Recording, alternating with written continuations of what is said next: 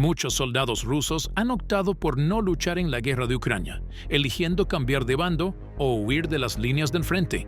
Los soldados rusos pueden desertar por varios motivos, como malas condiciones de combate, miedo a morir, desacuerdo con la guerra o empatía con el pueblo ucraniano. Las razones para cada desertor pueden ser diferentes. Para un soldado ruso, abandonar su país en una guerra para ponerse del lado de su enemigo es un acto extremadamente arriesgado y valiente. Puede ser ejecutado, torturado o encarcelado por mucho tiempo si es capturado por los rusos o por grupos paramilitares. A pesar de todos estos riesgos, algunos soldados rusos han protagonizado algunas de las fugas más increíbles e ingeniosas de la historia, revelando secretos importantes sobre el ejército ruso.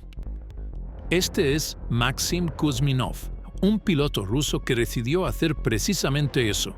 Tomó la arriesgada decisión de cambiar de bando, y su historia es una de las más memorables de la guerra aérea entre Rusia y Ucrania.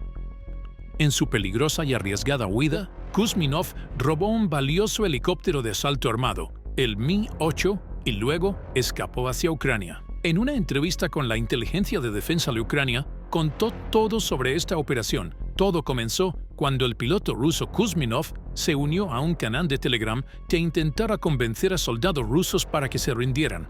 Dijo que leyó, se interesó por la información y tuvo contacto con las publicaciones. Luego se puso en contacto y creó un chat secreto para comunicarse. El piloto ruso habló con los representantes de inteligencia ucraniana y explicó su situación. Ellos ofrecieron garantizar su seguridad, proporcionar nuevos documentos y una recompensa en dinero. Tras esta conversación, discutió más detalles con las autoridades ucranianas y comenzó a planear su huida. Dijo que nadie intentó imponerle sus opiniones y que la idea partió totalmente de él. Durante los siguientes 6 meses, planearon rutas y cómo hacerlo de la manera menos peligrosa posible. Y el 9 de agosto, el plan se llevó a cabo. Alrededor de las 4:30 de la tarde del 9 de agosto, Maxim Kuzminov y 2 tripulantes, que no sabían del plan, abordaron un helicóptero Mi-8 en el aeropuerto de Kursk. A unos 20 kilómetros de la frontera, partieron hacia lo que parecía ser una misión rutinaria, sin levantar sospechas de los rusos. Pocos sabían los otros 2 soldados que este sería su último vuelo. El helicóptero alcanzó su altitud máxima y viajaba sin comunicación por radio. Cuando descendió para cruzar la frontera rusa, algo pareció extraño y llamó la atención. Fue entonces cuando el ejército ruso abrió fuego contra el helicóptero, dijo el piloto Kuzminov.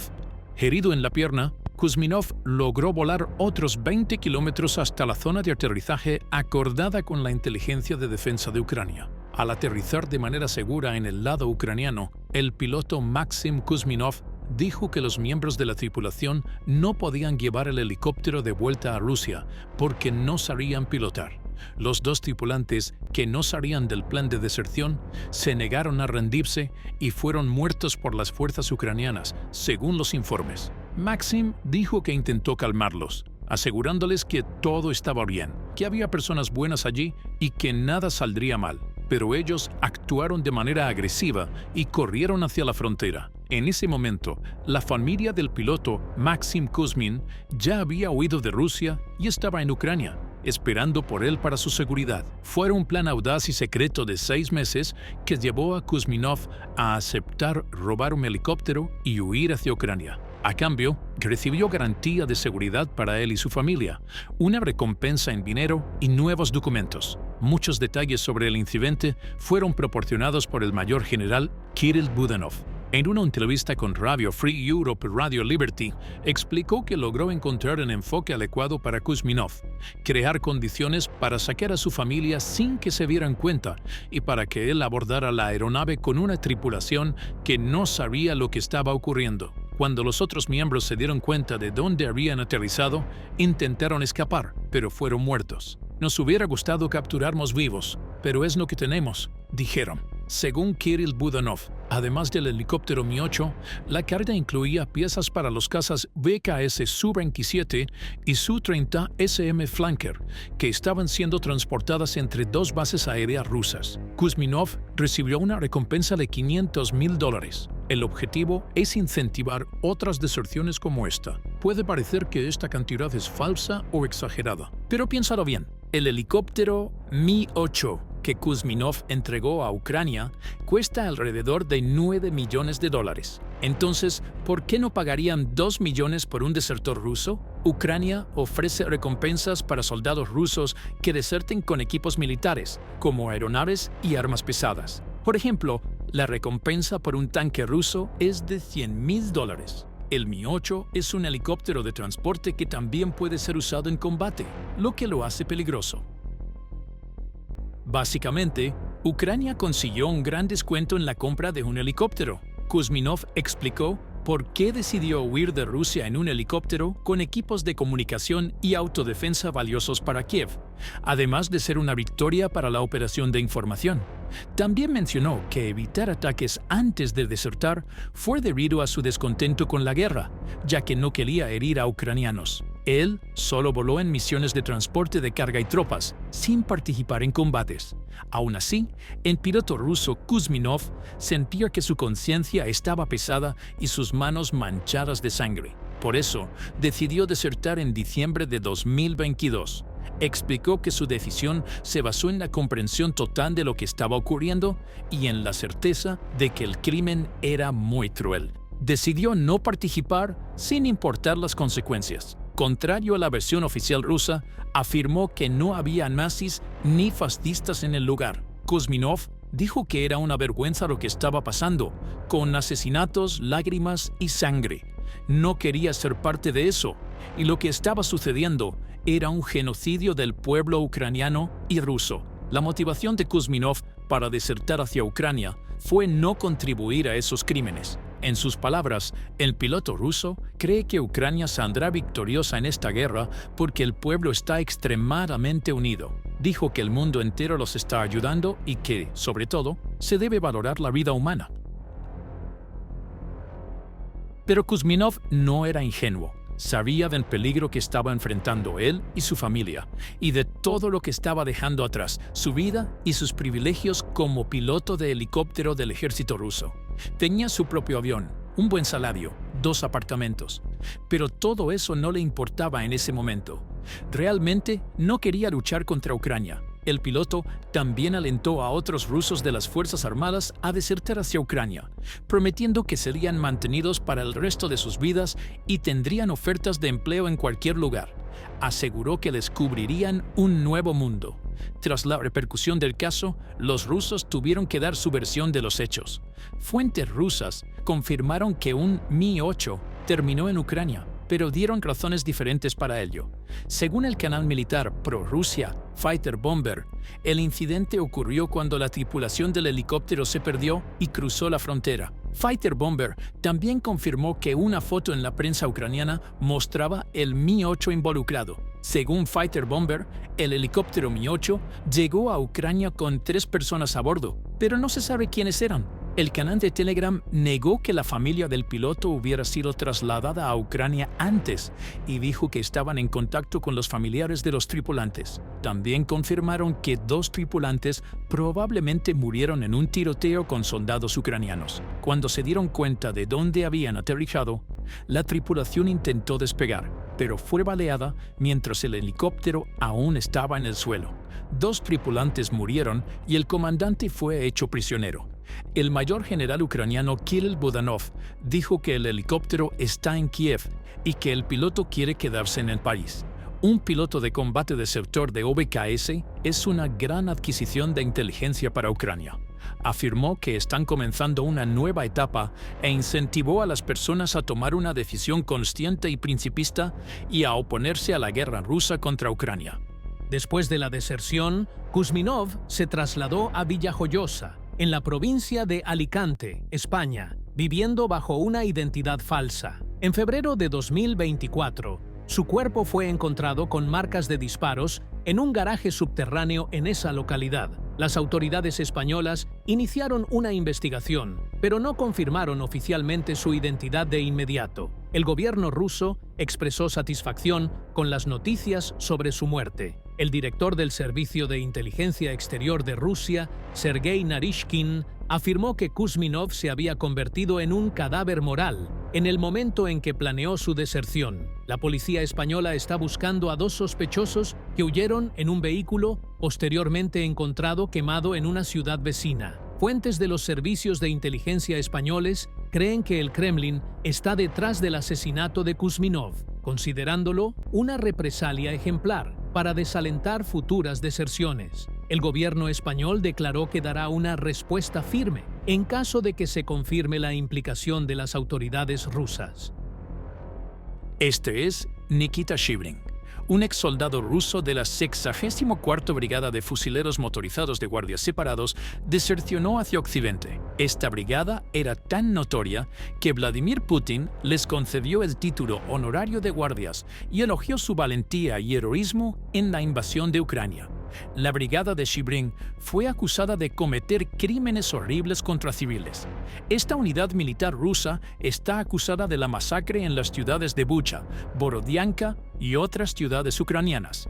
Sin embargo, Nikita nunca estuvo de acuerdo con las atrocidades cometidas por otros soldados y decidió arriesgarse a huir y contarme al mundo lo que vio. Estos maníacos matan personas inocentes solo porque tienen poder. Todo comenzó en el verano de 2021. Nikita Shibrin vivía en Yakutsk, en el este de Rusia. Cortaba césped para ganarse la vida antes de ingresar al ejército. Dijo que se unió al ejército ruso para recibir un salario, ya que, debido a las dificultades financieras, servir en las Fuerzas Armadas parecía una buena manera de asegurar su supervivencia. No pensé que estaría involucrado en ninguna guerra, dijo. Recibió su entrenamiento normalmente y fue asignado como mecánico del ejército. Cuando Rusia invadió Ucrania en febrero, los soldados en entrenamiento sabían que serían enviados a luchar allí. Shibrin comenzó a mostrar descontento con algunas situaciones.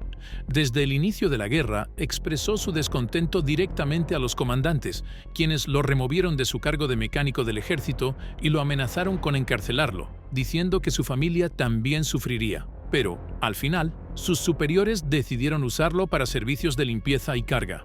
Nikita explica que no era el único frustrado con aquel escenario abominable. Contó que la moral de los militares estaba muy baja y muchos intentaban huir, pero era arriesgado. Los comandantes amenazaban con disparar a quienes intentaran desertar. Dijo que, al estar inconforme, el día de la invasión, un comandante lo atacó y con la ayuda de otros soldados, lo metió en un vehículo militar junto a otros hombres y cerró las puertas para que no pudiera escapar. Sin saberlo, Shibrin cruzó la frontera hacia Ucrania desde Bielorrusia. No sabía que estaba siendo enviado para luchar en Ucrania. Todos fuimos engañados, recuerda él meses después. En una entrevista con The Guardian, dijo que llegó a la aldea de Lipivka el 3 de marzo, donde pasó el primer mes de la invasión. Lipivka estaba a 48 kilómetros al oeste de Kiev y su brigada también estaba en otras 2 ciudades, Andriivka y la ciudad de Bucha. Shibrin afirmó que no vio tiroteos mientras estuvo en Lipivka, pero dijo que su brigada saqueaba regularmente casas ucranianas. Robaron todo, desde lavadoras hasta electrónicos. También saquearon a civiles desarmados, llevándose joyas y cualquier cosa valiosa. Vio carros siendo transportados en Lipivka y Andriivka y notó que los soldados rusos destruían los autos que no arrancaban. Llevaban los carros robados a Bielorrusia para venderlos, y la regla era no ser atrapado.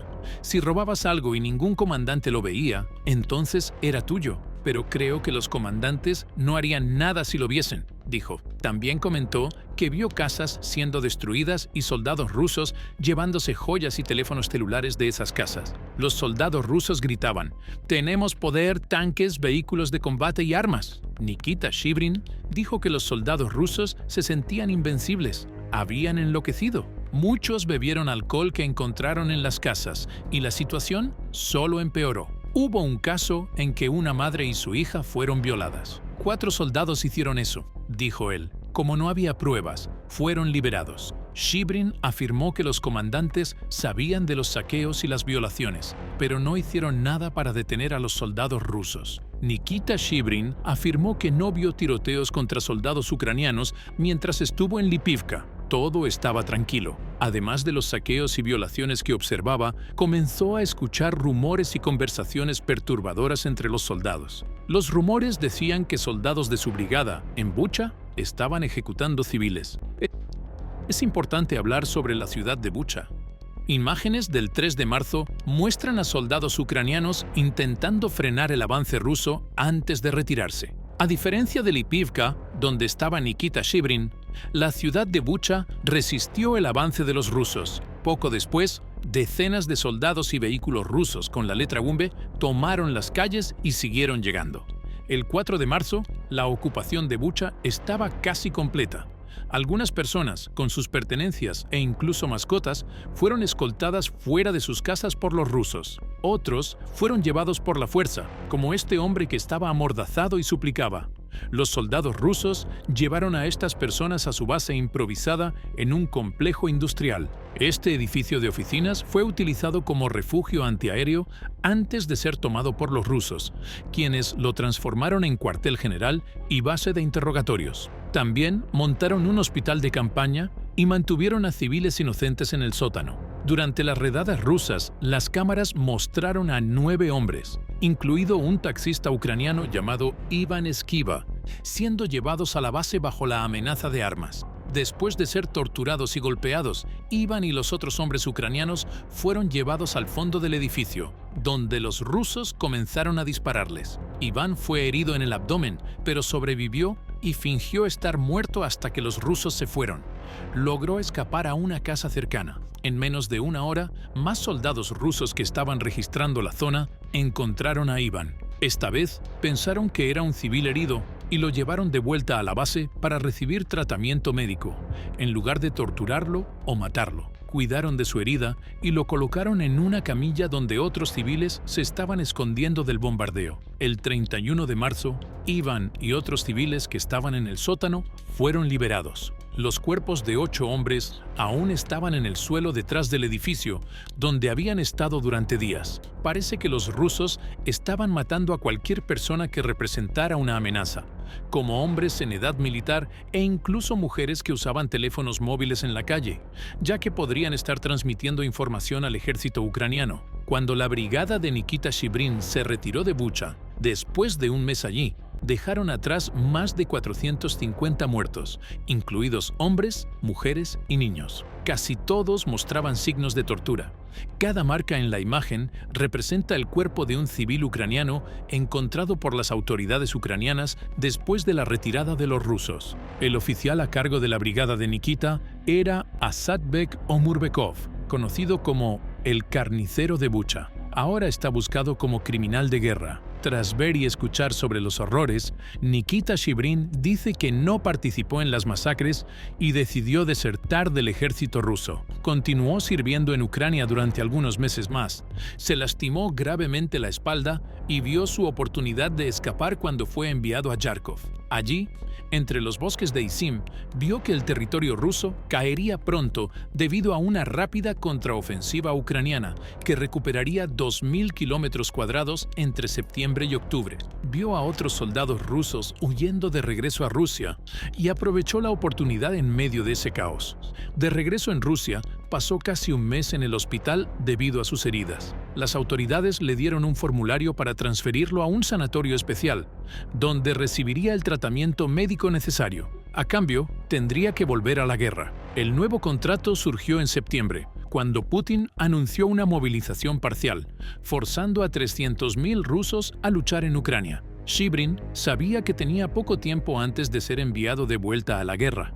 Estaba decidido a escapar de Rusia y logró hacerlo cuando las fronteras estaban muy vigiladas, ya que Rusia estaba buscando a personas que intentaban salir del país. Nikita logró escapar a través de brechas y huir del país con la ayuda del activista ruso Vladimir Osetkin y de la red de derechos humanos Gulag.net.